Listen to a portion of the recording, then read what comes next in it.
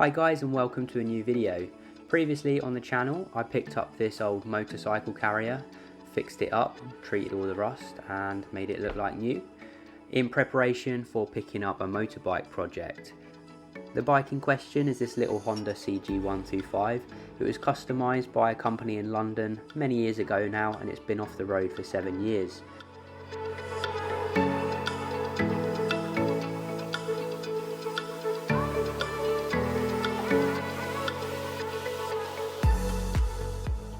This week I'm going to be focusing on the front suspension. I'm working towards getting my little Honda CG125 an MOT here in the UK. As part of the MOT, the suspension has to be in good working order. Currently the shocks, when you push them down, they don't retract. The bike just stays in this low position here. You have to physically pull the bike back up. If we look at the speedo, there's another problem with this. It's reading 99,875 miles. In actual fact, I think this is counting backwards, and when they customised this, this was set to 0 and it's actually done 125 miles since the customisation. So I need to work out how to wind this back to put the right mileage on this bike. Let's take this out and see how this works. So that slots in to a little flathead bit inside here.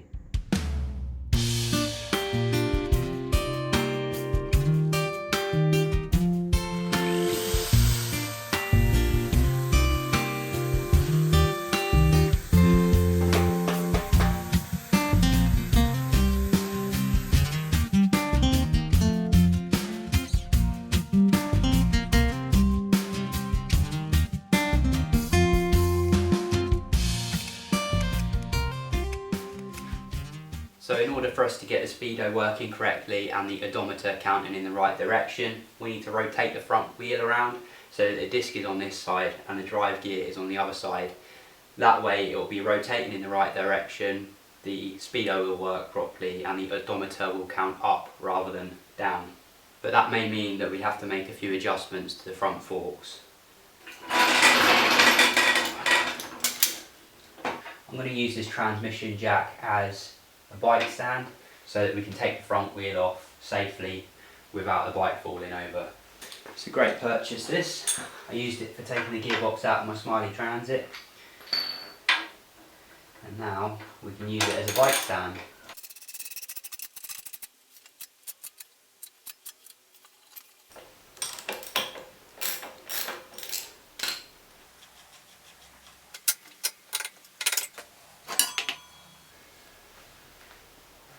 So as this drive gear rotates, this piece in the end turns, which is connected to a cable, and that cable goes up to the speedo to show you how fast you're going and for counting the mileage that the bike's done. But if that's rotating in the wrong direction, the odometer will count backwards and the speedo won't work. So we need to have this on the other side of the bike. There's a couple of pinch brackets here and here. And then this indicator bracket also has to be loosened off, and then we can just slide the fork out.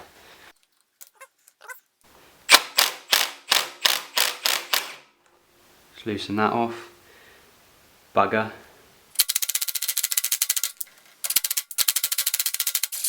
Well, that one's out in one piece at least. We'll have to drill that and try and use an easy out to get the remainder out of there. We can just slide the shock out through there.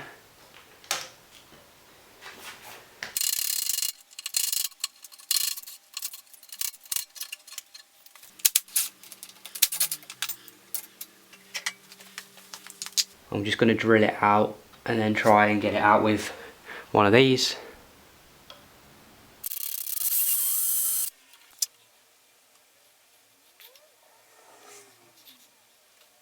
So my easy out snapped off in there now, so I'm just going to weld this nut onto the easy out to try and get it out.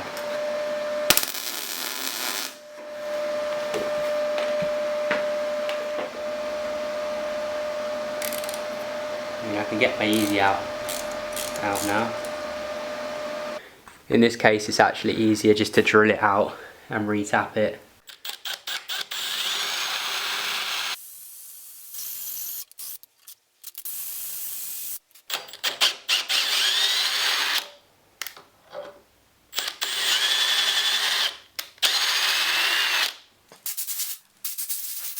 I'm actually going to try and get these ones working properly. It seems the seals are alright on them. So let's drain the oil out. Put some fresh oil in.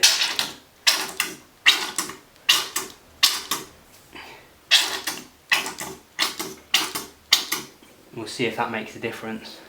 I'm going to take this piece off here so that the disc doesn't make contact with it.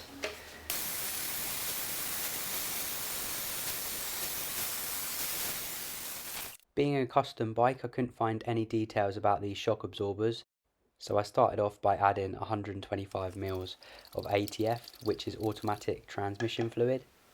And there we have 125 mils, give or take. Pump it a little bit, make sure the oil gets in all the little nooks and crannies.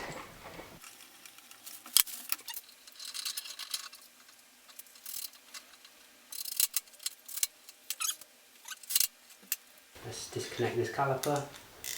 There we go. And a brake fluid leaking out. I've rerouted this brake cable out and round this side.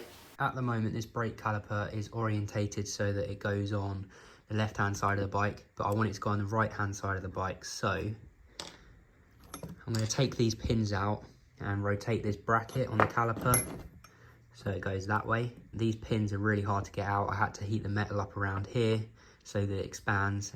Just need to take this one out and then we can swap them around.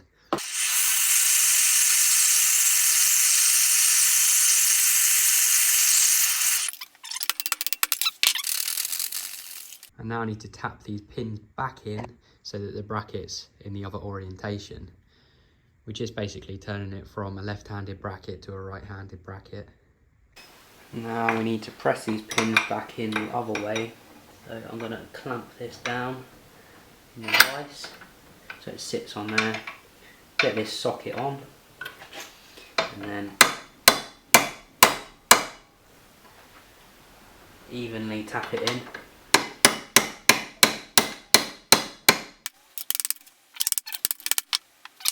Let's reassemble this.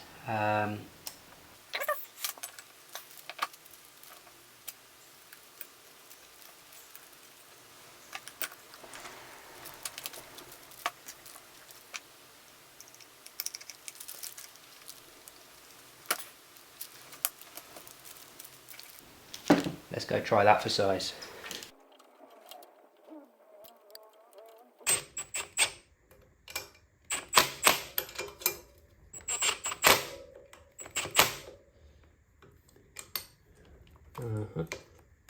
Snip these up now.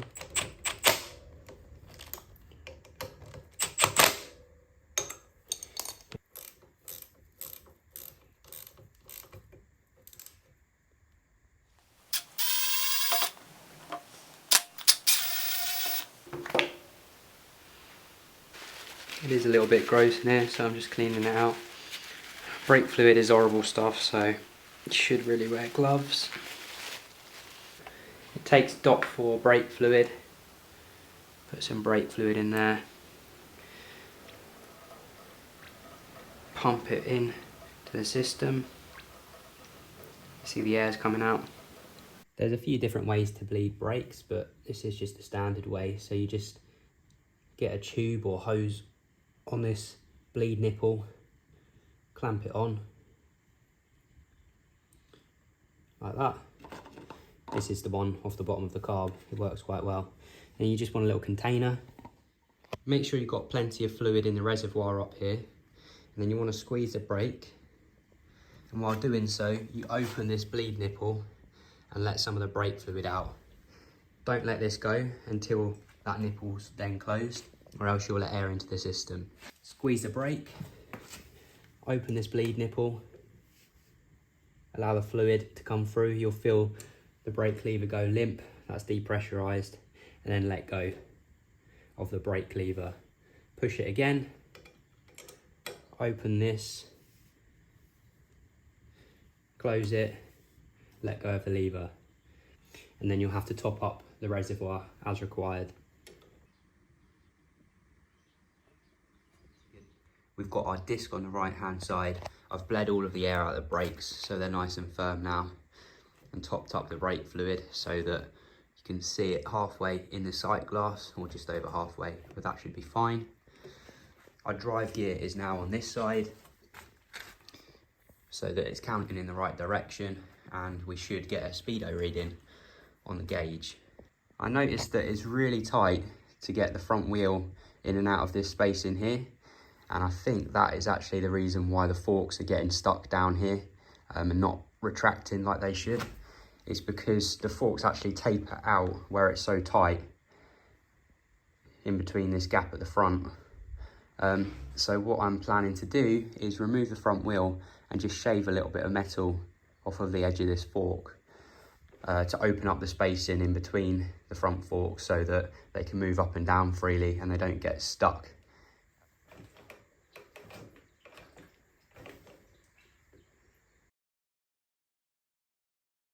I've got my flat disc on the grinder here. It's 120 grit, and I'm going to do my best to keep this as level as I can. I'm just going to take off a small amount from this side and a small amount from this side.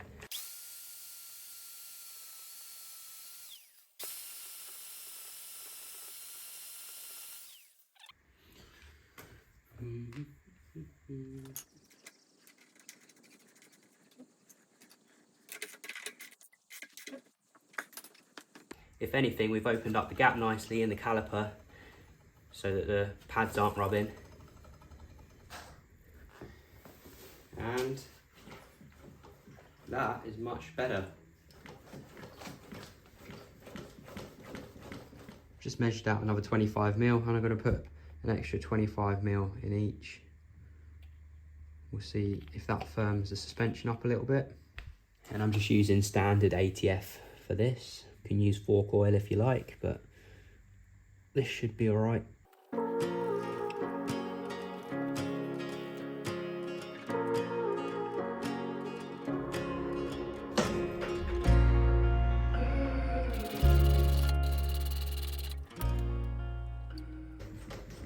It's much better than it was.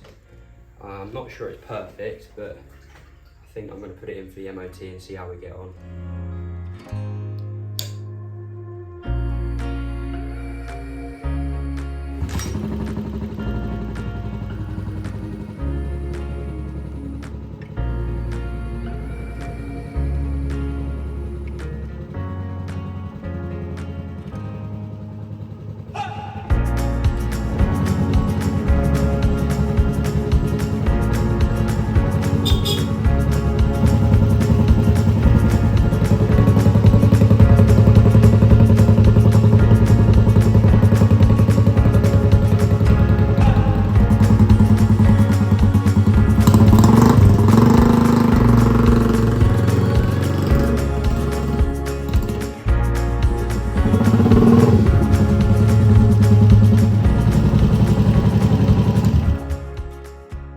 Left me to say is thank you ever so much for watching. I hope you've enjoyed this video. If you have, please don't forget to give it a thumbs up and consider subscribing to the channel if you're not already subscribed. And if you click the little alarm bell, you'll get notifications when I post new videos.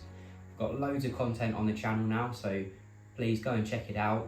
We've got everything from the camper van build series if you're interested in camper vans, the van maintenance, car maintenance, DIY tips and tricks, and now we're on to the motorbike. So it's all about repairing, fixing things up and saving you guys some money, and you can learn from the channel as well, hopefully. If you've got any feedback or suggestions for me, please leave them in the comments below. I'd love to hear from you. I'm always open to constructive criticism. I love your kind comments as well. It's really nice to hear what people have to say about the channel and the videos. So thank you so much if you're one of those people that leaves lovely comments. Stay tuned, and next time I'll be taking the bike for its MOT, and hopefully we'll be able to actually give it a test on the road. I'll have to get some GoPro mounts or something so you can come along for the ride. Thank you for watching as always, and hopefully I'll see you then.